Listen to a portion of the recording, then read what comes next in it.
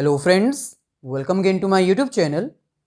आज की इस वीडियो में हम डिस्कस करेंगे इंडियन इकोनॉमिक डेवलपमेंट के 10th chapter that is employment and unemployment के फर्स्ट पार्ट के बारे में।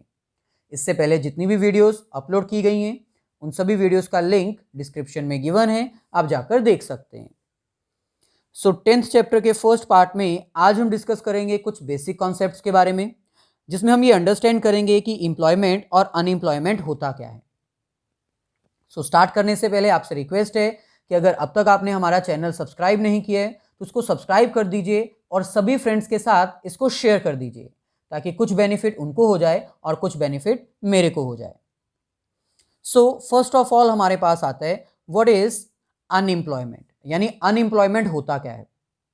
बेसिकली अनएम्प्लॉयमेंट एक ऐसी सिचुएशन है जिसमें वो सभी पर्सन्स जो काम कर सकते हैं और काम करना भी चाहते हैं लेकिन उनको काम मिल नहीं रहा।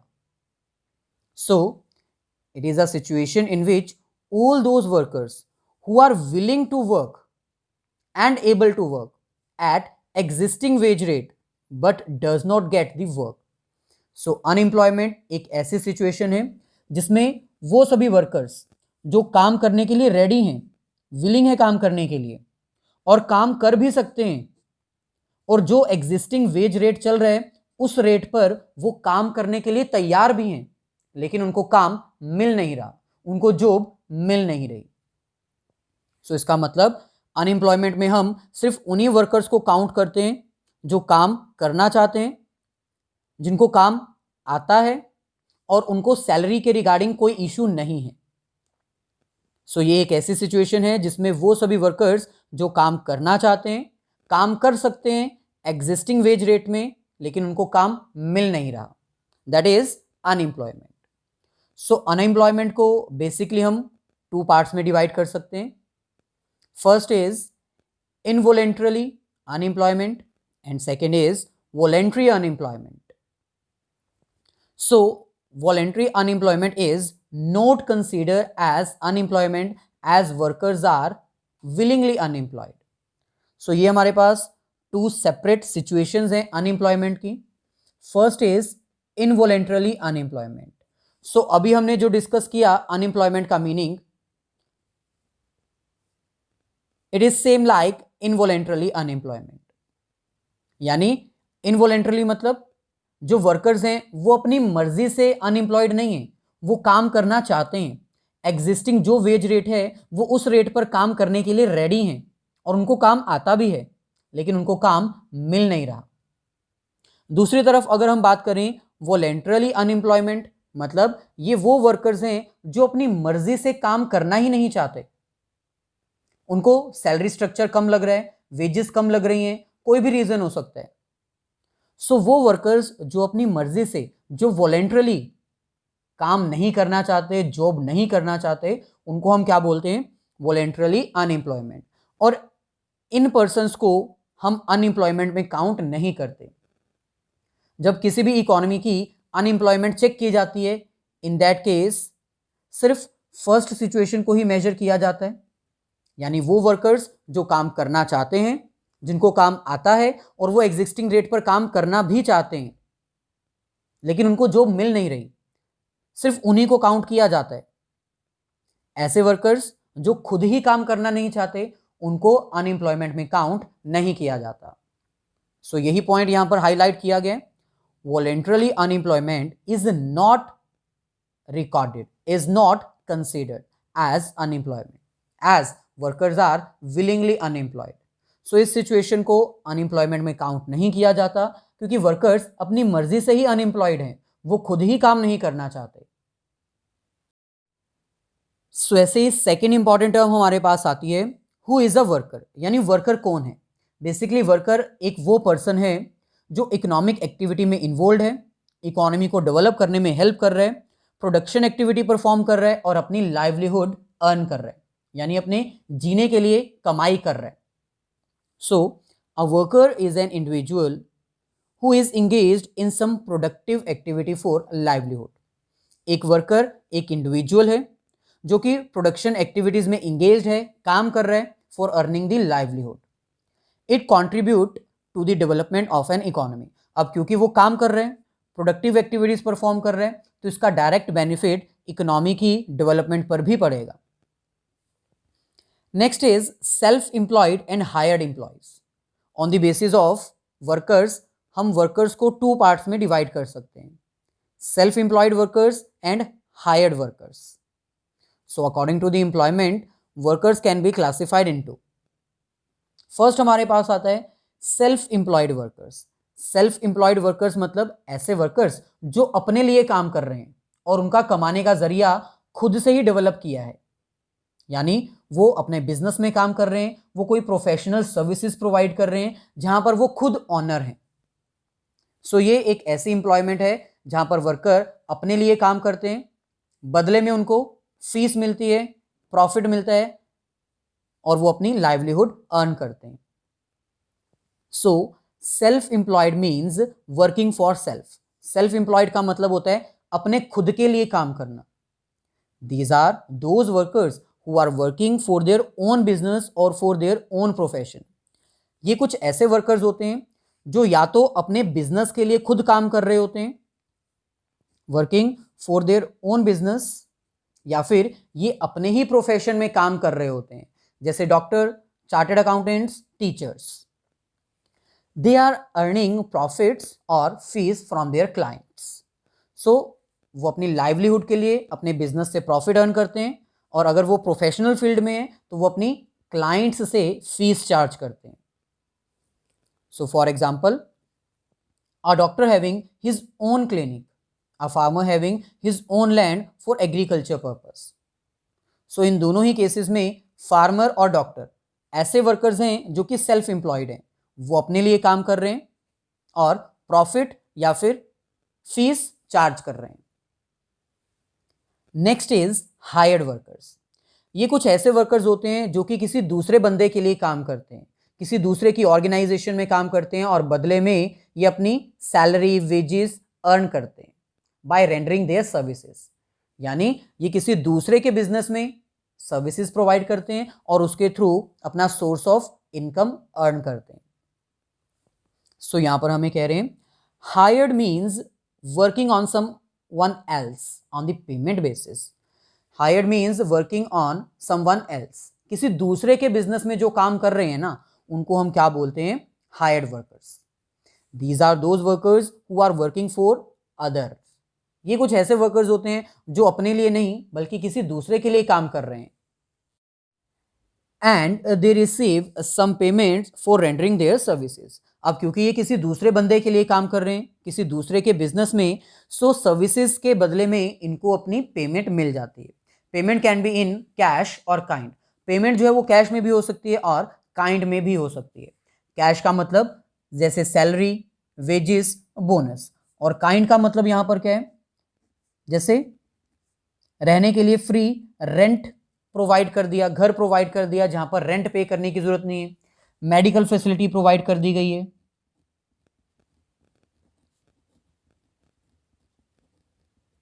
सो इन दैट केस दोनों को ही काउंट किया जाएगा इनकम में। For example, a teacher working in school. अगर एक टीचर किसी स्कूल में वर्क कर रहा है तो स्कूल एक सेपरेट इंस्टीट्यूट है, ऑर्गेनाइजेशन है, और टीचर अपना प्रोफेशनल नहीं बल्कि किसी स्कूल में टीच कर रहा है। So that will be the hired worker. Next हमारे पास है casual and regular workers. So workers को हम फर्दर टू कैटेगरीज में डिवाइड कर सकते हैं।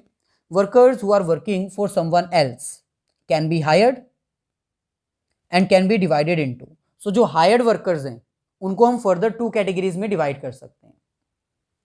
जो सेल्फ एम्प्लॉयड हैं वो तो खुद के लिए काम करते हैं, सो उनकी फर्दर कोई कैटेगरी हमारे पास नहीं है। लेकिन ऐसे वर्कर्स जो किसी दूसरे के लिए काम करते हैं उनको हम टू कैटेगरीज में डिवाइड कर सकते हैं। First is casual workers. Basically casual workers कुछ ऐसे वर्कर्स होते हैं जो कि रेगुलरली कॉल अप नहीं किए जाते। ये सिर्फ तब कॉल किए जाते हैं जब पीक सीजन होता है, यानी जब एक इकोनॉमी ग्रो कर रही है, बिजनेस ग्रो कर रहा है, इंडस्ट्री ग्रो कर रही है। इन दैट केस उस बिजनेस को ऐसे वर्कर्स की जरूरत होती है जो कि परमानेंट बेसिस के ऊपर हायर ना किए जाएं, बल्कि उनको सिर्फ कुछ फिक्स्ड टाइम पीरियड के लिए रखा जाए, फॉर एग्जांपल 2 months और 3 months।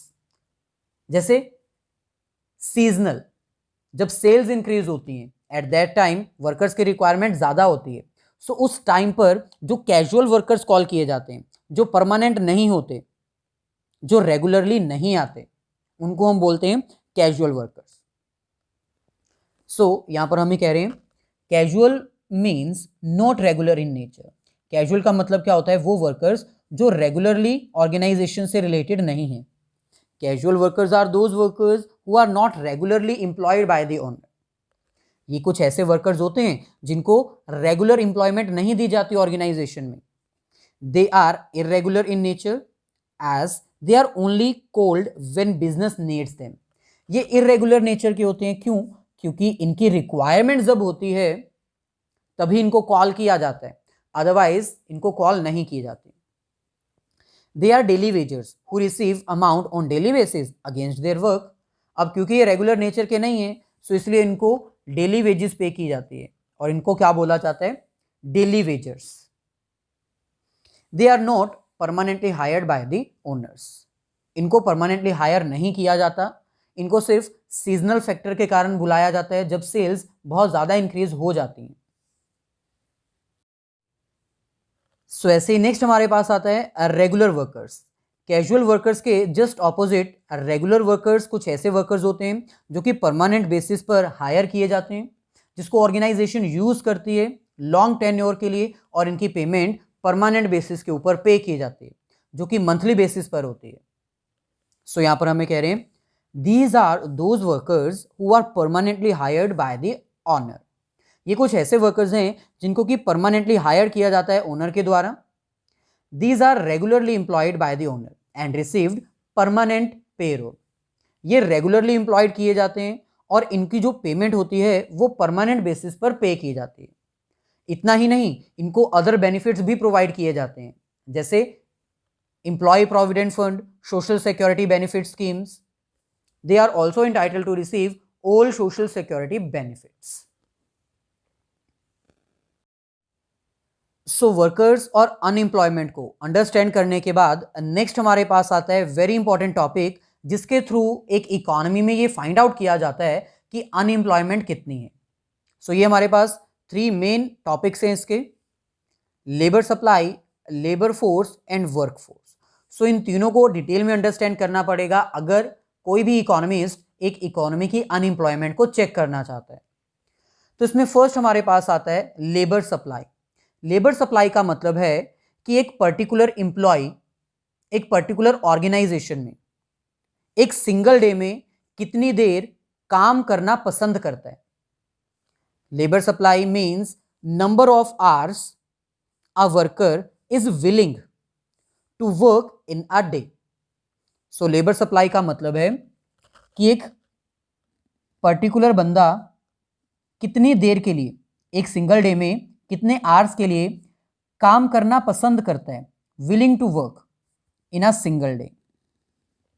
सो लेबर सप्लाई में हम नंबर ऑफ आवर्स को काउंट करते हैं, नंबर ऑफ डेज या फिर नंबर ऑफ वर्कर्स को काउंट नहीं किया जाता। Labour supply means number of hours a worker is willing in a single day. So एक सिंगल डे में एक पर्टिकुलर वर्कर कितनी देर काम करना पसंद करता है, willing, with reference to wage rate.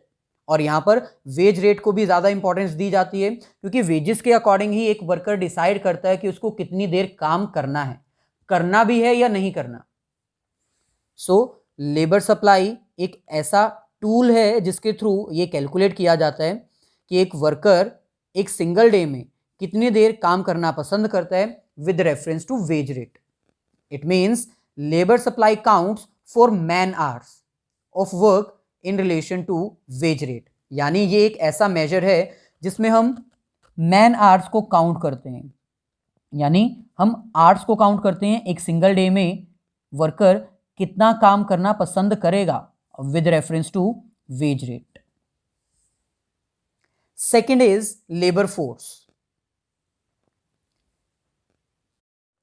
So labour force एक ऐसी सिचुएशन है जिसमें हम ये फाइंड आउट करते हैं कि कितने वर्कर्स काम कर रहे हैं और कितने विलिंग है काम करने के लिए। Labour force means number of workers working और विलिंग टू वर्क। ये एक ऐसी सिचुएशन है जिसमें हम दोनों को काउंट करते हैं, यानी वो वर्कर्स जो काम कर रहे हैं और जो काम करना चाहते हैं। It counts for actual working employees as well as those who are willing to work. ये एक ऐसा टूल है जिसके थ्रू हम दोनों को काउंट करते हैं, वो वर्कर्स जो एक्चुअली वर्क कर रहे हैं और वो वर्कर्स जो विलिंग है काम करने के लिए, but not related to wage rate. इसमें वेज को इंपॉर्टेंस नहीं दी जाती। लेबर सप्लाई में हम नंबर ऑफ आवर्स देखते हैं, जबकि इसमें नंबर ऑफ वर्कर्स देखे जाते हैं। नंबर ऑफ सप्लाई में विद रेफरेंस टू वेजेस होता है, जबकि नंबर ऑफ वेजेस इसमें काउंट नहीं होते लेबर फोर्स में। ऐसे ही नेक्स्ट मेजर हमारे पास आता है वर्क फोर्स। वर्क फोर्स एक ऐसी सिचुएशन है जिसमें हम सिर्फ उन्हीं वर्कर्स को काउंट करते हैं जो एक्चुअल में वर्क कर रहे हैं, यानी वो वर्कर्स जो विलिंग है काम करने के लिए लेकिन उनको काम मिल नहीं पाता, उनको हम काउंट नहीं करते। So work force means those workers who are actually working. Work force means वो वर्कर्स जो एक्चुअल में वर्क कर रहे हैं। It does not count for those workers who are willing to work. इसमें हम उनको काउंट नहीं करते जो काम करना तो चाहते हैं लेकिन उनको काम मिल नहीं रहा, यानी वर्क फोर्स में हम अनएम्प्लॉयड वर्कर्स को काउंट नहीं करते। सो ये हमारे पास कुछ मेजर्स। इन मेजर्स को अंडरस्टैंड करने से पहले अगर अब तक आपने वीडियो को लाइक नहीं किया है तो प्लीज़ एक लाइक कर दीजिए और अपने सभी फ्रेंड्स सर्कल में इसको शेयर कर दीजिए, ताकि कुछ बेनिफिट आपको हो जाए, आपके फ्रेंड्स को हो जाए और कुछ बेनिफिट मेरे को भी हो जाए।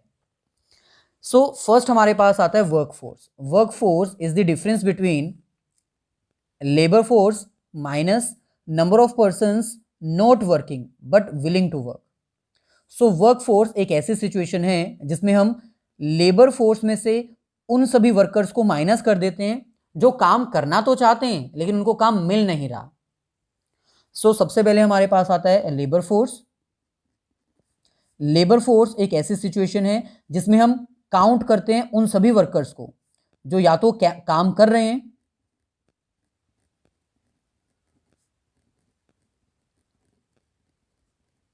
और या फिर जो विलिंग है काम करने के लिए, दोनों को काउंट किया जाता है।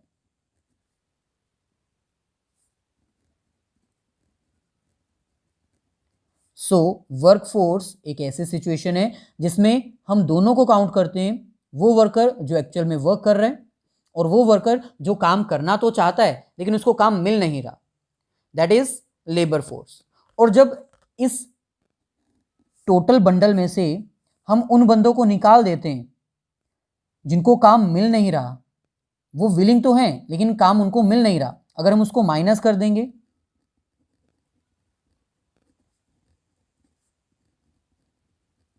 तब हमारे पास क्या बचेगा, वर्क फोर्स। यानी एक तरह से हम ये कह सकते हैं work force equals to actual working, क्योंकि यहां पर ये हमारा कैंसिल हो जाएगा और बचा क्या, एक्चुअल वर्किंग्स।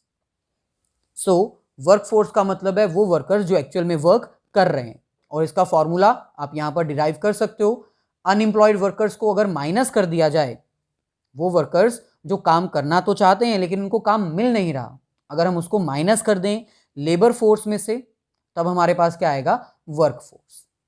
इन्हीं को यूज करते हुए हमें अनएम्प्लॉयमेंट का रेट फाइंड आउट करना होता है।